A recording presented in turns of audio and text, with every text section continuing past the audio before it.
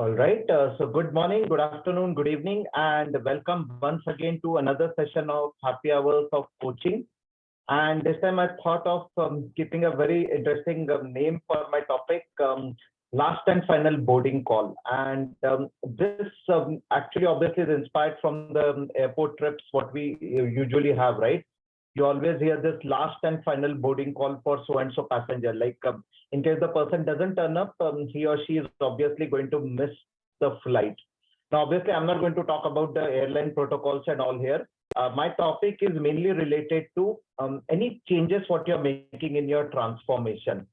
Obviously, you will find people who are pro for that change, but you'll also find a lot of people who are against the change, and that I would say resistance or that negativity against the change persists from for a pretty long time. Now, as a change agent, as a transformation agent, is there any point in time where you have to give up? You have to say that no, now this person cannot be onboarded on the aircraft, right? This change management aircraft, what we are trying to do, I think we have given enough boarding calls for this person, and now is the time to give that a final blow or deliver that last and final boarding call to this person. And we might have to nudge this person. We might have to, again, I don't like to use that word, but we might have to forcefully bring that person onto that board, or we might also have to reject the boarding of this person on this transformation journey and say that from my side, I have tried everything, whatever can be possible. I tried to do everything. But at the end of the day, there is no way in which I can carry this baggage with me. So it's mainly to do with people and how exactly we bring them along, take them along, or we push them with us, or we decide as a leader that no, we cannot take this person with us, right? We will have to offboard this passenger from our aircraft because of so and so reason. So it's more to do with change management. It's more to do with changes and how do we bring about that decision point, right? I mean, if I were to put it in a technical language, what I'm talking about is the last responsible moment. I'm pretty sure as agilists, we have heard about this term last responsible point in time or a last responsible moment where we need to finally take a decision, a go, no go decision. So that is what we are going to talk, or that is what I'm going to share my viewpoints and then open for any question and answers and discussions on this topic. About myself, Ashutosh Bhatodekar, working as an enterprise agile coach. I'm based out of Pune. And I work with a leading organization in India, one of the leading software developers in India. Incidentally, in Pune, I am having a talk tomorrow morning for another meetup, and looking forward for Pune folks to meet me in person. So this is an opportunity for you to meet me. Tomorrow morning, 9 o'clock is my talk for a meetup which is happening in Pune. So I don't know if anyone from this audience will be present for that event also. So in that case, we will be able to interact and meet together. All right, so let us further move ahead and let us deep dive into the topic of what we have. So let us first understand what is change all about, okay? And there are different definitions of change which are there. And let us try to, and this is nothing to do with IT only, okay? Change can be in any part of our life, what is there, right? So anyone would like to comment on what, according to you, is the definition of change? Because I think we keep on hearing this word quite often, right? I mean, change is only thing what is constant. There is nothing permanent in life except change. But what is the change as per you? Anyone would like to unmute themselves and talk about it before I reveal my viewpoint on it? Transition from one state to another state. Interesting. Okay. That's an interesting comment what I have got. Anyone else? What, according to you, is change all about? I mean, we all have changed, right? I mean, physically we have changed since childhood. Academically we have changed. Emotionally we would have changed, right? Culturally we would have changed, right? Especially if I would have been born in one city and then I'm doing a job in another city, there would have been change. So what exactly is this change? One, of course, is the transition is what I'm seeing, and I'm also looking at LinkedIn Live as we speak, if people are commenting anything on this.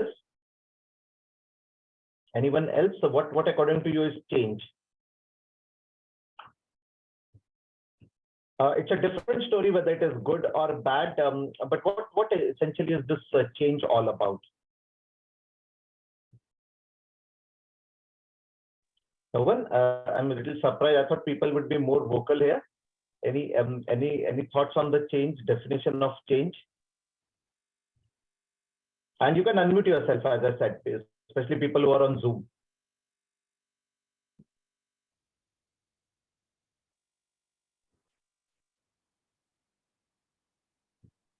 Change can be something like which can be negative and positive aspect also. Yeah, but I'm not asking that. I'm asking what do you mean by change? That is an attribute of change, what you're saying. Positive and negative, which is obviously we will talk about it. It can be positive for someone, it can be negative, but I'm more asking the definition of change. What is change all about, right? Transition from one state to another state, or is it transformation from one state to another state? And believe me, there's a difference between the two terms, transition and transformation. Yeah, anyone else? Okay, let me give a very simple definition of change. Okay, it's a very simple definition: the process of making or becoming.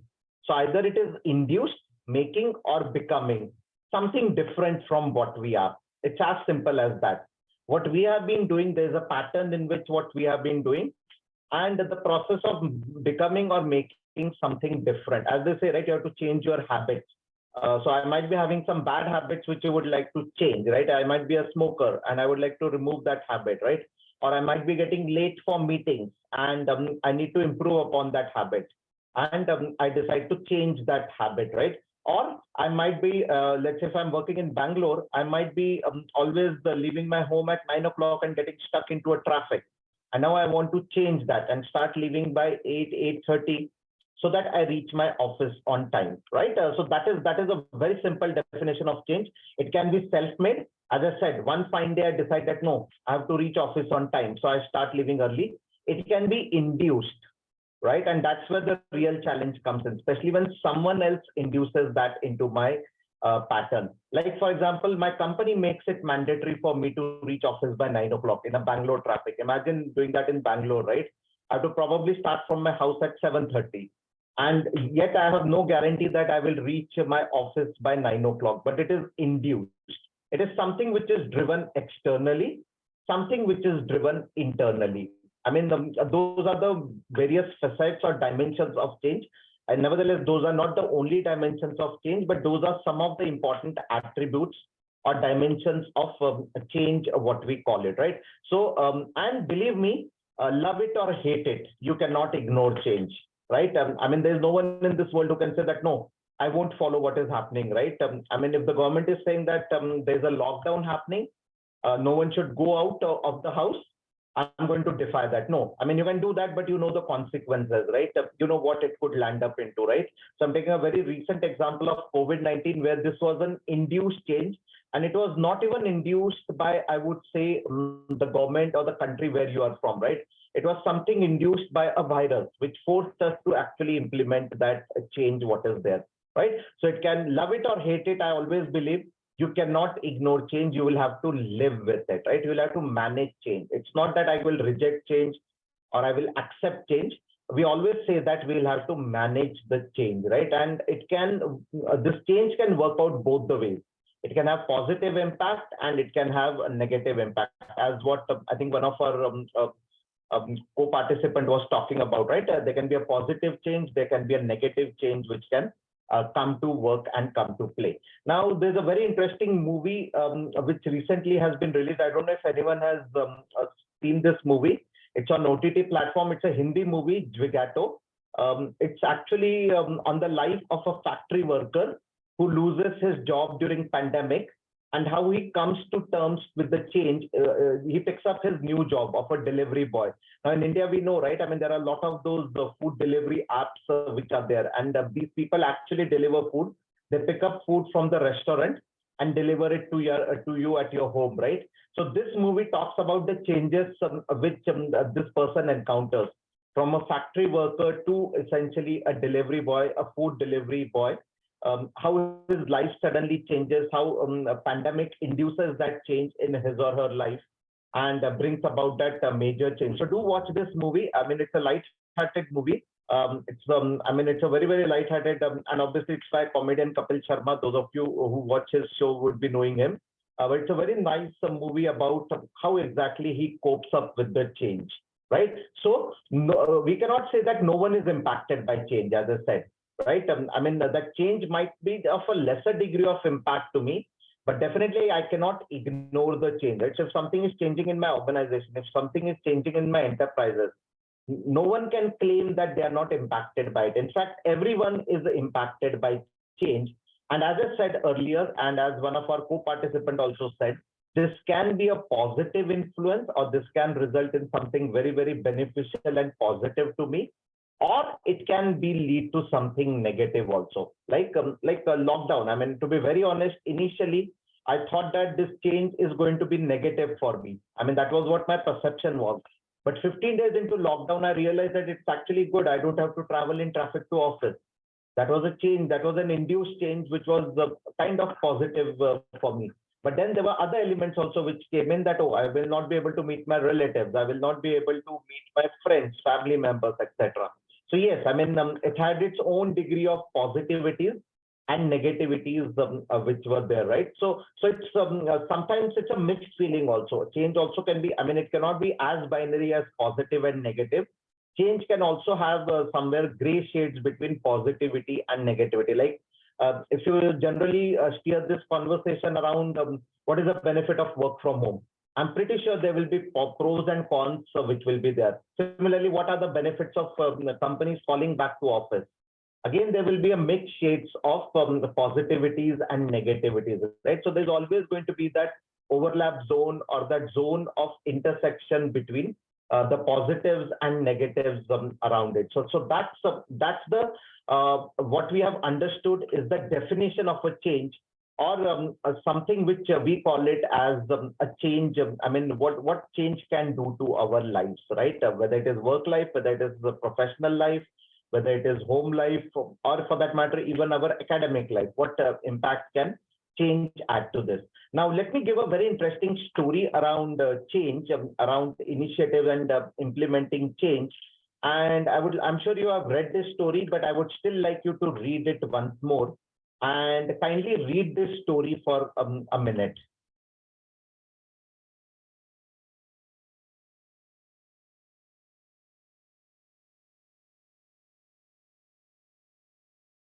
I'm sure you have read this before, but still I would like you to read it.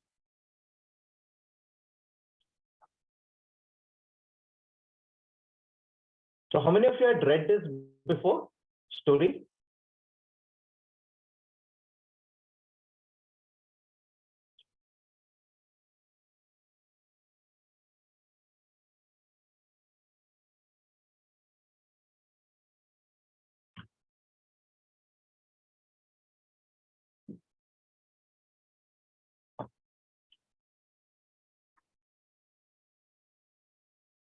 Okay, this is the first time you are reading this story. So who can implement change in the organization? I think there's always there's a tussle which goes on, right? No, I cannot implement change. How can I implement change in an organization? Or you know what? It is not my job. It is not my job to implement change. I mean, we have people who do that. The answer to that is, the title of the slide is "Who can implement change?" and the answer is anybody, as the story says, right? This was a job which anybody would have done, but everybody thought that somebody would do it, but nobody did it. I mean, that's the moral of the story, what is there, right? So anybody, I mean, if you ask me, you just replace the job with a change. Anyone, and in fact, this is one of the classic questions I also ask, right, in my coaching conversations. So who do you think can propose a change? And people say that no, it is project manager, it is scrum master, it is the product owner. The answer is anyone. You as a developer can also propose a change, right? This is what a change I want in my product, or this feature is not in line with my expectation, right? Or this is what I feel can be a different way of looking at this feature. So anyone can propose a change. Whether it is approved or not, it's a different story, right? It is approved or not, it's by different people. I mean, there's a board, there's a change control body, a change control board which works towards it. And again, we are not going into the details of it, but that's the body or the board which is responsible for implementing change, and they have a change management process through which it is done. But to answer this question, who can implement change? The answer is anybody in the organization can go ahead and propose a change and then go for implementation. Now, again, there are some change. Now, let us understand what is change management all about. Okay, we talked about change a lot. What essentially is change management all about? And change management is nothing but a structured approach in dealing with transition and or transformation. And it should be and or of an organization's goals, processes, and technologies. Now, one very important distinction we need to understand is the distinction between transition and transformation. Many times we tend to think this to be same, but there's a difference. There's a whole lot of difference between transition and transformation. Now, I remember a very interesting conversation I was having with one of my doctor friends. And what I did was I accidentally used the wrong word. Okay. And I did not realize that I used the wrong word. Like, one most common mistake which we make is we consider heart attack and cardiac arrest to be same. But there's a difference, by the way. Okay. And again, I'm not going to teach that difference because I'm not an expert in that. But we casually use the word cardiac arrest for heart attack and heart attack for cardiac arrest. So one of my friends actually had a heart trouble, and I asked my doctor friend, oh, is this a cardiac arrest or is this a heart attack? I mean, he probably had a heart attack. And then my friend said, no, he actually had a cardiac arrest. I said, what is the difference between the two? It's the same, no? He explained me the difference. Anyways, this forum is not for that. But coming back to a topic I can talk about, transition and transformation. There's a whole lot of difference of what is there. Okay, 1 + 1 = 2 is transition. I'm explaining it in mathematical terms. 1 + 1 = 3 is transformation. So when the summation of the activities you do is having a compounding effect, that is what is called as transformation. We very casually use that word, right? Even in interviews, I've seen people using this word. I'm doing agile transition, or I'm doing agile transformation. When I further probe them, when I ask them, what do you mean by agile transformation? What emerges out is transition. They are not doing transformation. They're actually just doing transition. They have just replaced the meetings with, let's say, X meeting with a daily scrum, a Y meeting with a sprint review, a Z meeting with a sprint retrospective, and they claim to be transformation. No. Transformation, as I said, 1 + 1 = 3 or greater than 2. In fact, the right equation would be 1 + 1 greater than 2. That will be the transformation or a compounding effect what you have. Right. So the purpose of change management is to have a structured process, and they guide through the entire change management process. And again, I'm not going into any of these popular models which are there. You can see a lot of popular models which are mentioned there on change management, the Bridges transition model, Adker, then Kotler's 8-step model for change, Levin's change management model.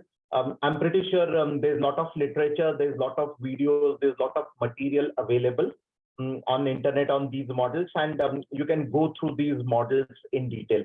But it is very irrespective of the framework, irrespective of the methodology being followed, it is very important to have a change management process. Most of the change initiatives fail because there is no structured approach or there is no structured process towards change management, and we end up implementing change management with faulty processes as such. So there has to be a structured process. There has to be a way by which a change can be implemented or a change can be pushed through the organization through that framework. Now that framework acts as that, I would say, that boundary through which you are going to implement the change. All right, moving ahead. And let us try to understand a few interesting things around it. And let us try to understand the reasons why people resist change.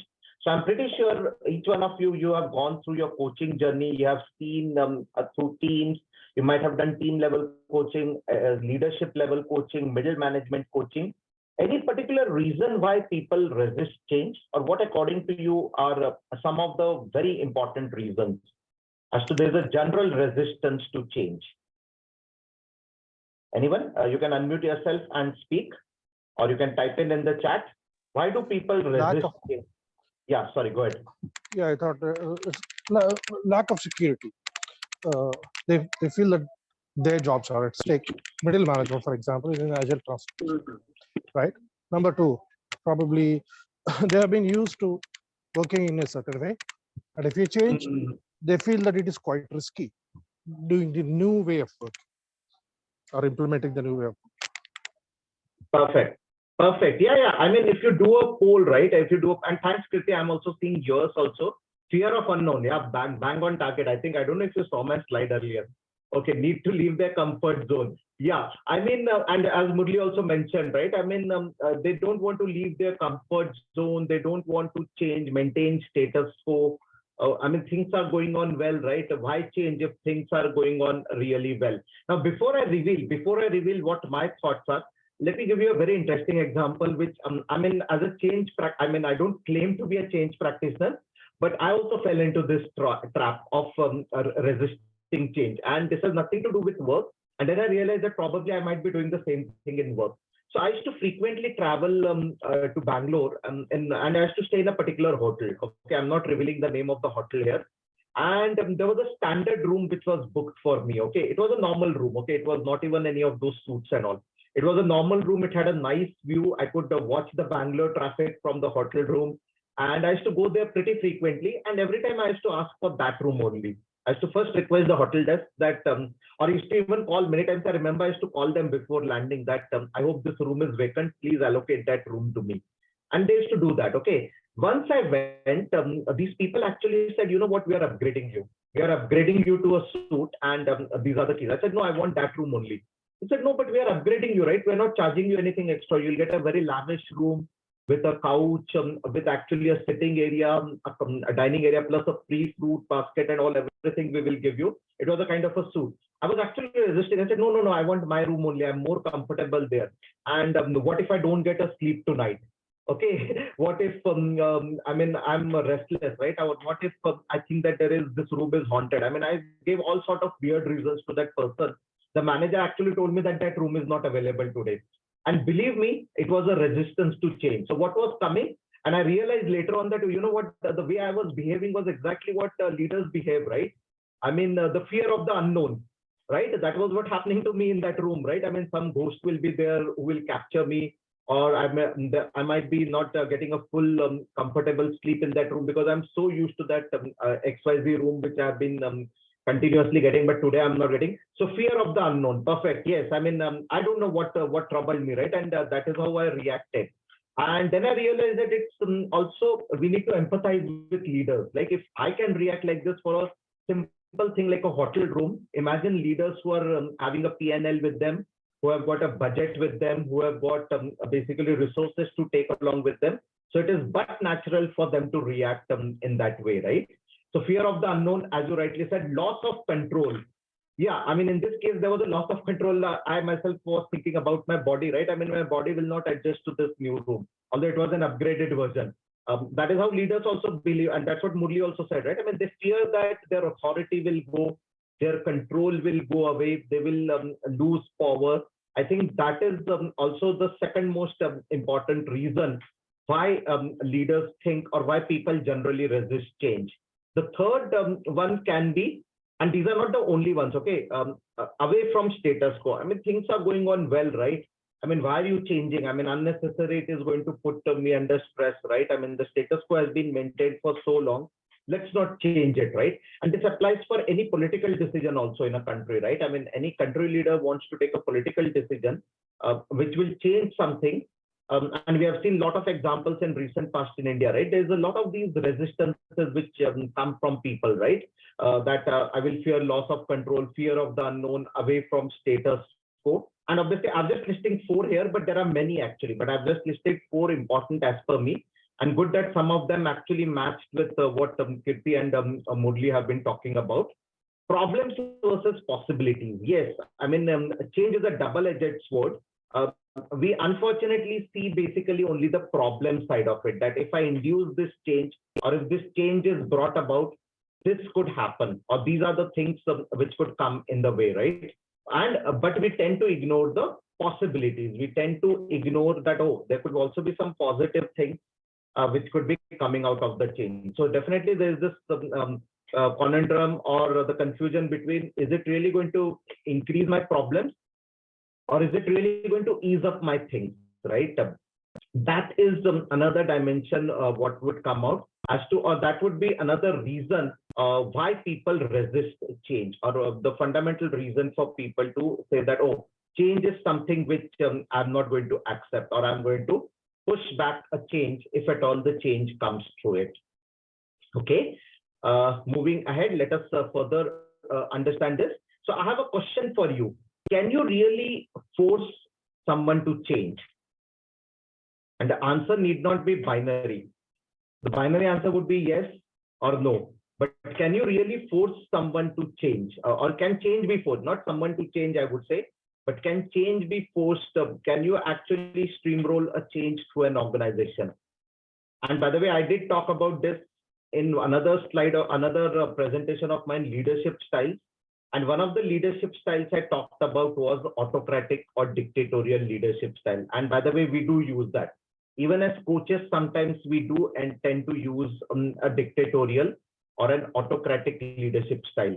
So can change be forced? What do you think? Can you force the change?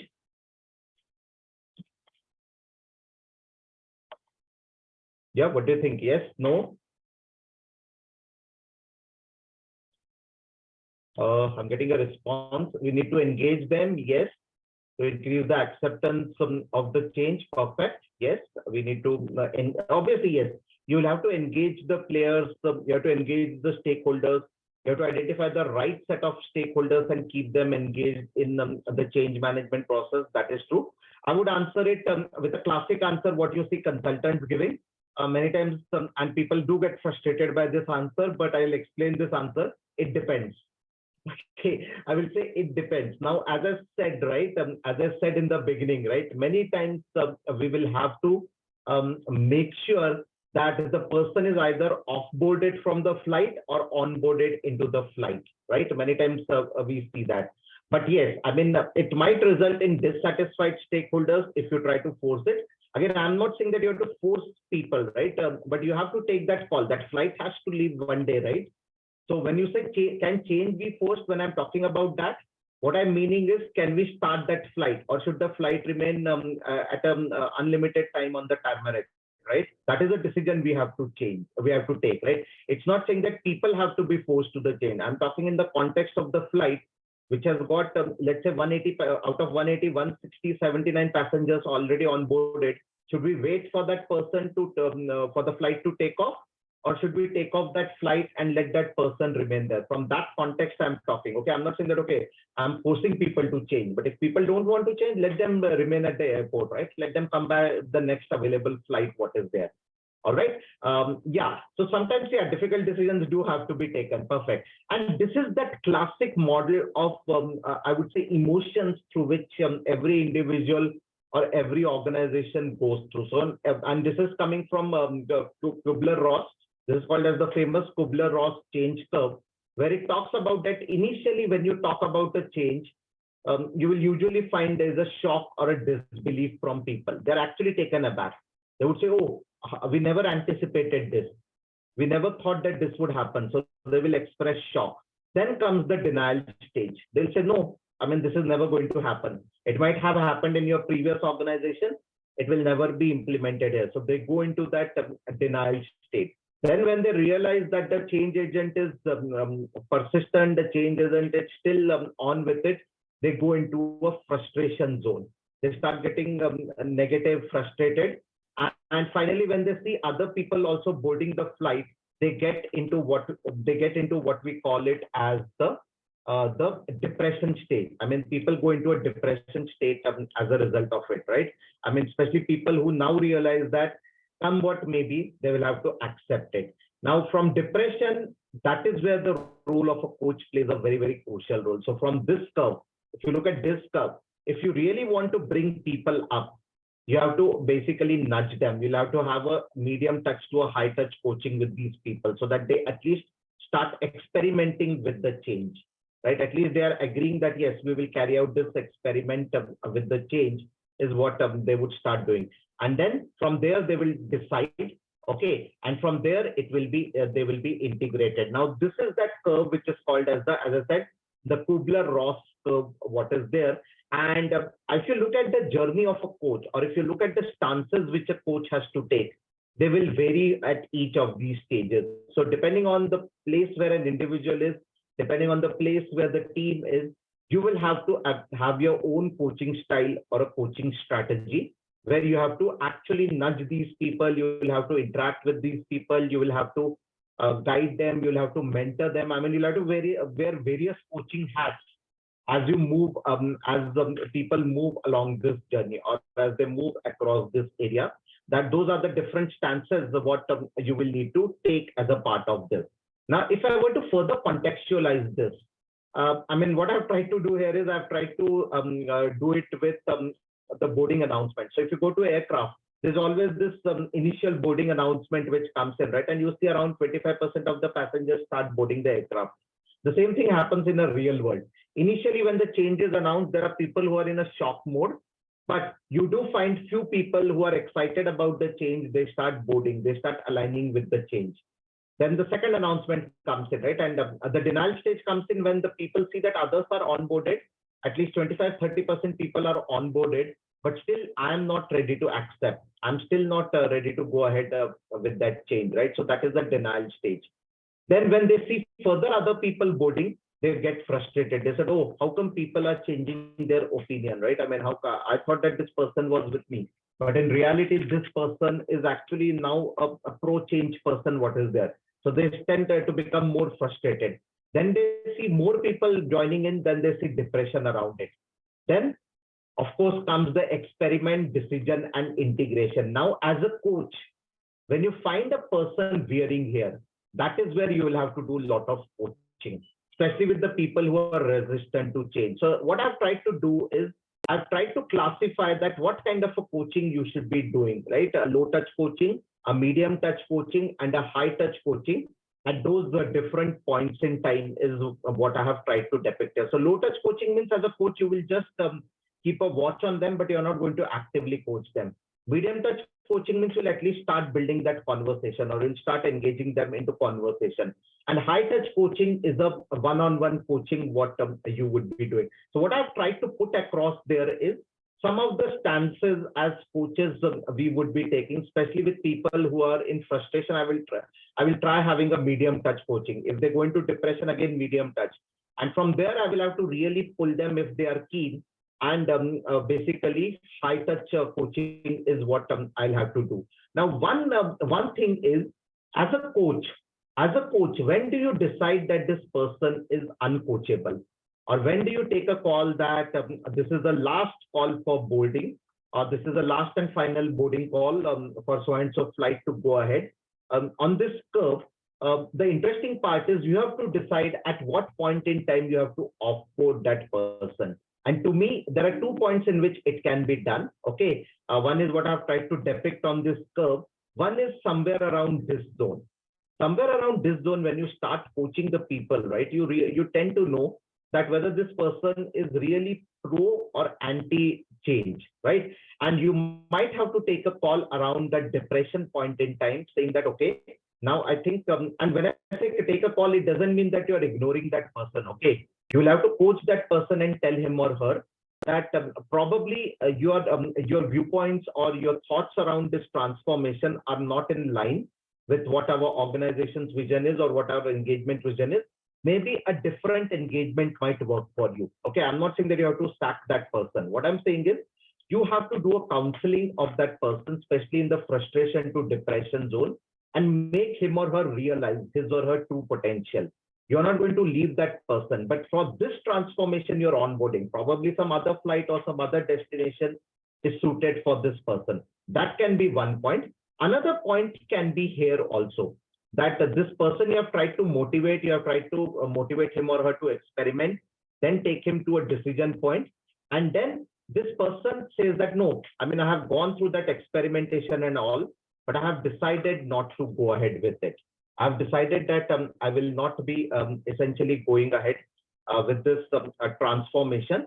That's a self-made decision which this person has taken. So those could be the 2 points, or those could be the 2 pointers, key decision points, where this last and final boarding call is something what you might have to take in this change management curve, right? Again, there is no right or a wrong answer for this, but what I'm trying to tell is, I mean, when you look at this curve, those would be the 2 critical checkpoints where that decision could be taken. Now, as a leader, as a coach, how do I clear the resistance to change? How do I ensure that any resistance to change is actually minimized or eliminated? What I've tried to talk about is a clear kind of a model. What is this clear all about? Well, it's an acronym. And I think that this clear would actually clear the resistance to change, or it will remove any impediments or resistance to change which people have, where C stands for communicate.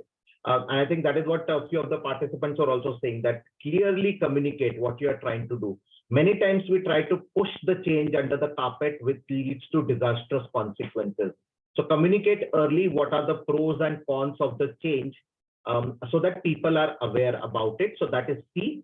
L is for listen. Listen to people, why they are resisting to change. There must be some valid reason. I always tell that when you go into a coaching engagement, howsoever illogical you find a practice, empathize with the people, right? Again, you're not endorsing that practice, but empathize with that. I'll give you an example. Once I went into a coaching engagement, agile coaching engagement, the participants, they were actually doing a minutes of meeting for the daily scrum. And believe me, as a scrum master or as a coach, I would have said that it's a ridiculous idea, but I didn't say that to the team. I said, let me understand the reason. Why are you doing this? Who told you?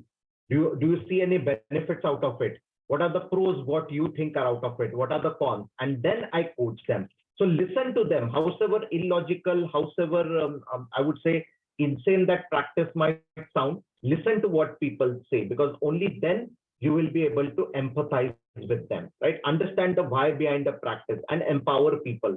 Give them that authority, give them that mandate to take decisions, right? So that's the E part of it. Empathize with people. A is action. Every change should have an action call for action, right? What exactly is the role of a leadership? What exactly is the role of the middle level, the juniors? There's a need. What needs to change? What is the compelling reason or urgency to change? And why is this change important? What is the bigger picture we are seeing from this change, or what this change is going to deliver us, right? Or not deliver us. I think that messaging is very, very important to communicate from a change management perspective. And last but not the least, what are the key actionable results?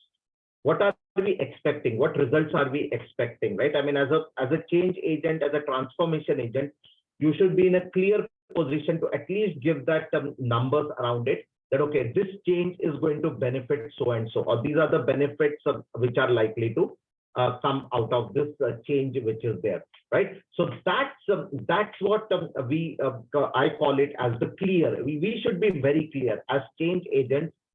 We should be very much clear about the changes, the impact what that change is bringing about. If we as leaders are not clear, we won't be able to push or we won't be able to remove the resistance to change.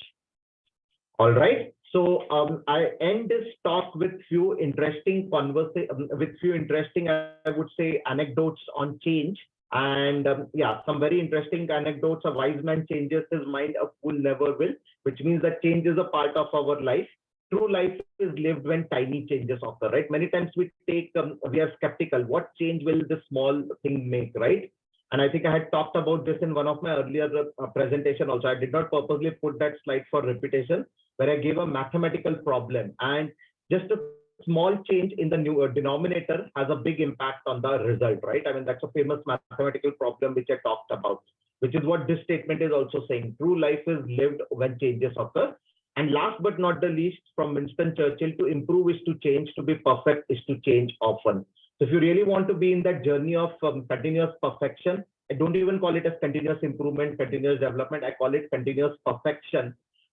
It is the change often. Change, small baby steps towards big changes is what you need to take. So on that note, I end my talk here, but I'm open for any questions, for any thoughts on this.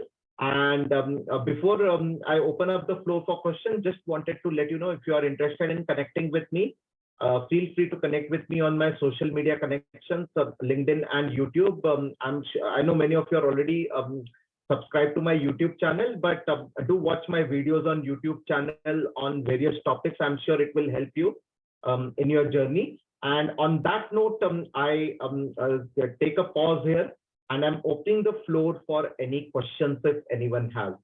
And those of you who are on LinkedIn Live, you can type in your questions. I will respond back to you in the chat. Yeah. But for people on Zoom, any questions, feel free to unmute and ask any questions.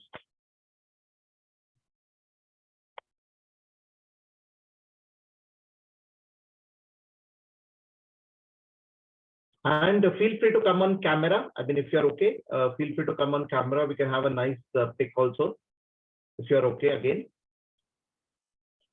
But yeah, any questions? More important, anyone, any questions on this or any thoughts on this topic?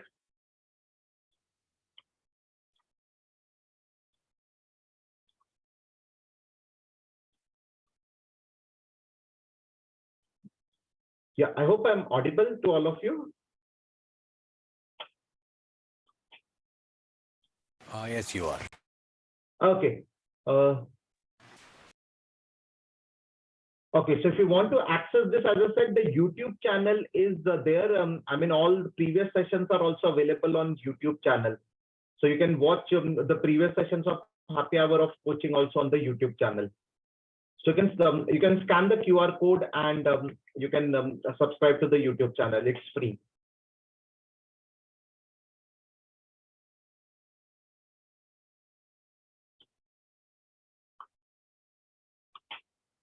Okay, any thoughts? I hope this last 45-50 minutes was a worthwhile investment for all of you.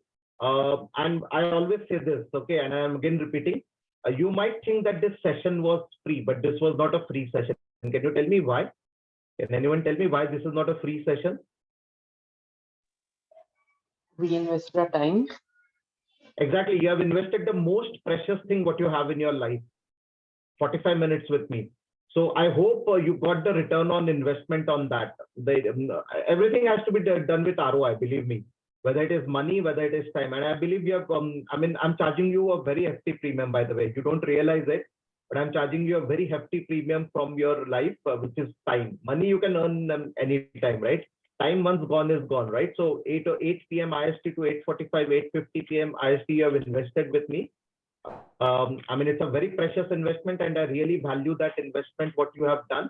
I hope this was beneficial to you. I hope this is giving you those returns which you were expecting from this investment, and really appreciate all of you for investing in me. Okay. So if there are no questions, that's fine. You can always connect with me later also. As I said, I'm available on LinkedIn. I'm there on YouTube. Feel free to connect with me on these forums. Look out for future sessions on this Happy Hours of Coaching session, where we bring in speakers apart from me also. And yeah, happy to be connected once again, and happy to share my thoughts with all of you. So thank you very much, and have a great weekend ahead. And bye for now. Thank you. Thank you. Thank you. Bye. Thanks. Bye.